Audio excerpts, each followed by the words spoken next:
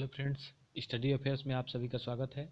आज हम प्रतिदिन की तरह 3 तारीख यानी 3 जनवरी 2021 के जनसत्ता का एनालिसिस करेंगे और इसके आगे क्वेश्चन भी हम डिस्कस करेंगे।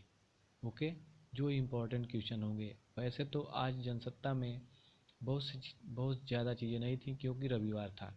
रविवार को वैसे ही राजनीतिक हिसाब से बहुत ज़्यादा लेख वगैरह रहता है, जो कि काम की चीज़ें नहीं है, एग्ज़ाम पर्पज़ से नहीं है, इसलिए हम उसको डिस्कस नहीं करेंगे।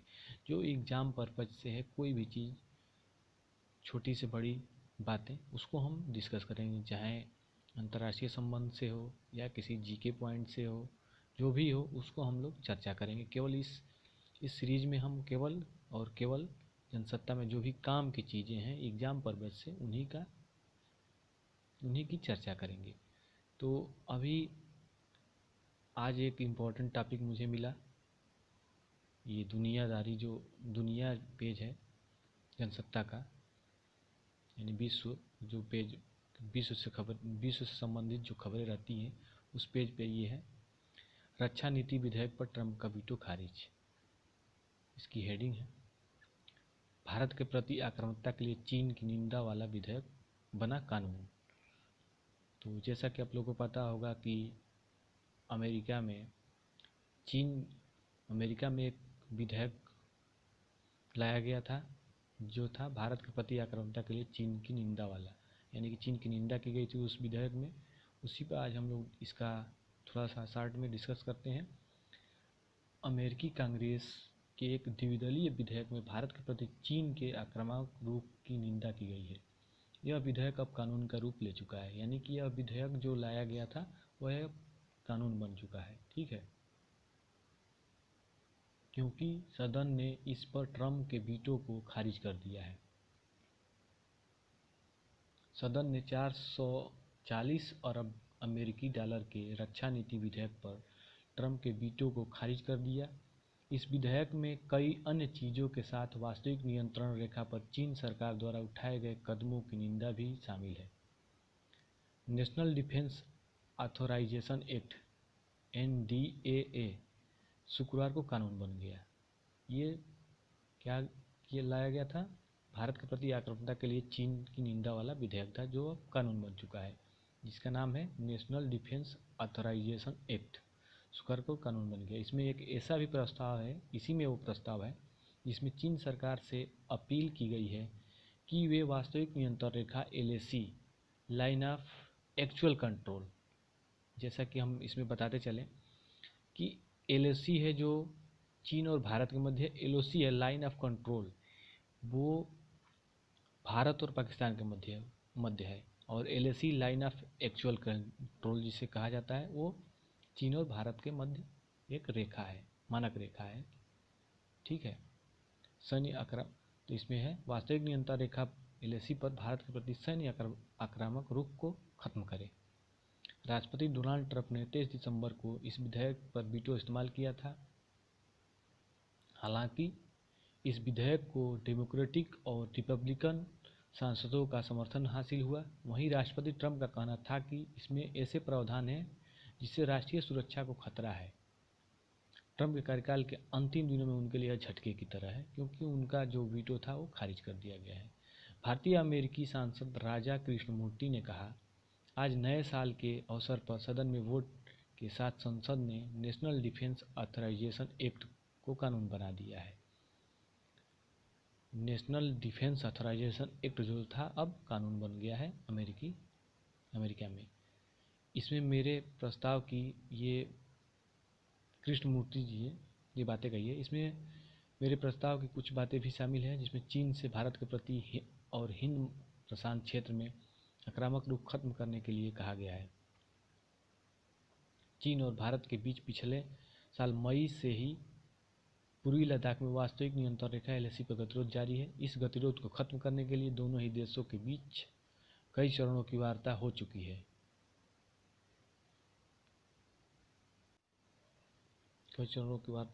है।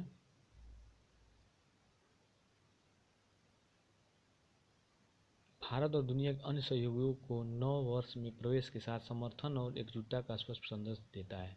चीन द्वारा सीमा पर लगातार भारत के प्रति आक्रामक रुख रखने को लेकर नेशनल डिफेंस ऑथराइजेशन एक्ट में गंभीर चिंता प्रकट की गई है। एनडीए में कहा गया है कि चीन को भारत के साथ मौजूदा राजनयिक तंत्रों के जरिए तनाव कम करने की दिशा में काम करना चाहिए और विवाद को बलपूर्वक निपटाने की कोशिश से बचना चाहिए। ओके, ये इस एक्ट में कही गई बातें हैं। जो मुझे लगा एक छोटा सा है, एक हेडलाइन है, फोर्डो में 20% तक यूरेनियम संवर्धन करने की योजना ईरान। तो इसमें अंतर्राष्ट्रीय निरीक्षकों ने शनिवार को कहा कि ईरान ने अपने परमाणु कार्यक्रम को हथियार ग्रेड के स्तर से आगे बढ़ाते हुए अपनी भूमिगत फोर्डो परमाणु इकाई में 20% तक यूरेनियम संवर्धन करने की योजना बनाई है। अंतर्राष्ट्रीय परमाणु ऊर्जा एजेंसी IAEA ने स्वीकार किया है कि ईरान ने शुक्रवार रात इस बारे में जानकारी लीक होने के बाद अपने निरीक्षकों को इस फैसले से अवगत कराया।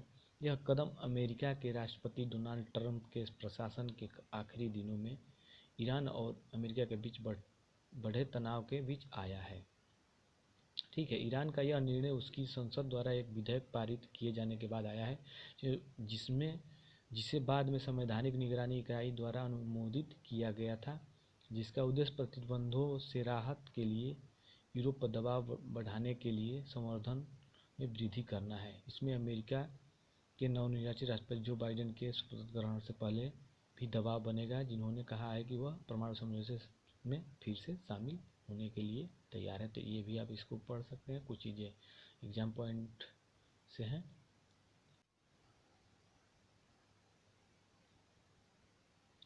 सेना ने कश्मीर में प्रतिक्रिया और शिकायत हेल्पलाइन की शुरुआत की है, जिससे वहां के आम नागरिक और सेना के जवानों के मध्य एक संबंध स्थापित किया जा सके। यानी जनता के साथ अपने संबंधों को और मजबूती देने के प्रयासों के तहत सेना ने शनिवार को कश्मीर घाटी में प्रतिक्रिया और शिकायत हेल्पलाइन सेवा की शुरुआत की है। चिनार कोर्ट के तत्वाधान में हेल्पलाइन की स्थापना की गई है, जो कि घाटी में नियंत्रण रेखा की रक्षा के लिए जिम्मेदार है। ओके, भारतीय सेना द्वारा जनता और जवान के बीच मित्रता के बंधन को और मजबूती देने के प्रयासों के तहत प्रतिक्रिया और शिकायत हेल्पलाइन की स्थापना की गई है। ओके, यानी कि इसमें सीधा सीधा ये बात है कि ये जो आम जन है और सेना के जवान हैं उनके बीच संबंध एक अच्छे संबंध हो, जिससे कि वहाँ पे कोई भी अभियान चलाया जाए, जैसे आतंकवादियों को खात्मा के लिए जो अभियान चलाए जा रहे हैं, उससे लोगों से जुड़कर काम करने पर वो स्थानीय स्तर पे आतंकवाद घाटी में ख़त्म होगा। ये सब चीज़ें इसमें इंक्लूड होंगी। ये हेल्पलाइन उसी के तहत लगभग काम करेगी। ओके, आगे बढ़ते हैं। तो हाल ही में आज का क्वेश्चन देखते हैं। आज का पहला क्वेश्चन है, जो हाल ही में पेंगोंग झील जो है बहुत ज़्यादा दिनों तक भारत और चीन के मध्य एक विवाद का मुद्दा रहा है, जो कि किसी भी एग्ज़ाम में बड़े से लेकर छोटे एग्ज़ाम में पूछा जा सकता है। तो इस झील के बारे में है, तो आइए इस पर एक क्वेश्चन है, उसको देखते हैं। हाल ही में भारत चीन के मध्य पेंगोंग सो झील का विवाद चर्चा में बना रहा। इस झील के संदर्भ में निम्नलिखित कथनों पर विचार कीजिए। तो इसमें लद्दाखी भाषा में पेंगोंग का अर्थ है समीपता और तिब्बती भाषा में सो का अर्थ है झील। ओके, 135 किलोमीटर लंबी यह झील बूमेरांग के आकार में 604 वर्ग किलोमीटर में फैली हुई है और अपने सबसे विस्तारित बिंदु पर यह 6 किलोमीटर चौड़ी है।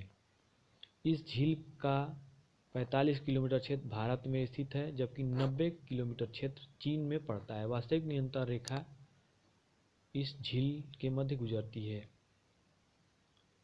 उपयुक्त में से सही कथनों का चयन कर उत्तर दें। ओके, तो इसमें कौन सा ऑप्शन सही है? इसमें हम लोग का ऑप्शन डी सही है। ओके, इस झील के बारे में और जानकारी ले लेते हैं।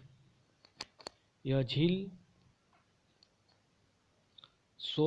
लद्दाख हिमालय में 14,000 फुट से अधिक की ऊंचाई पर स्थित एक लंबी संकरी गहरी एंडोफिक यानी लैंडलॉक्ड झील है। यह किसी समुद्र में या कहीं और जाकर नदी में नहीं मिलती है, लैंडलॉक्ड झील है। ओके। पैंगोंग त्सो का पश्चिमी छोर लेह के दक्षिण पूर्व में 54 किलोमीटर दूर स्थित है। यह खारे पानी की झील है। ओके। शीत ऋतु में जम जाती है। इसका जल खारा होने के कारण इसमें मछली या अन्य कोई जलीय जीव नहीं पाया जाता है। ओके। लेकिन कई प्रवासी पक्षियों के लिए एक महत्वपूर्ण प्रजनन स्थल है। 19वीं शताब्दी के मध्य में यह झील जानसन रेखा के दक्षिण छोर पर थी। जानसन रेखा अक्साई चीन क्षेत्र में भारत और चीन के बीच सीमा निर्धारण का एक प्रारंभिक प्रयास था। LAC line of actual control रेखा झील के मध्य से होकर गुजरती है, लेकिन भारत और चीन इसकी सटीक स्थिति के विषय में सहमत नहीं है। यह झील 45 किलोमीटर भारत में है, बाकी जो हिस्सा है वो चीन में है। ओके। तो अगले क्वेश्चन की तरफ बढ़ते हैं।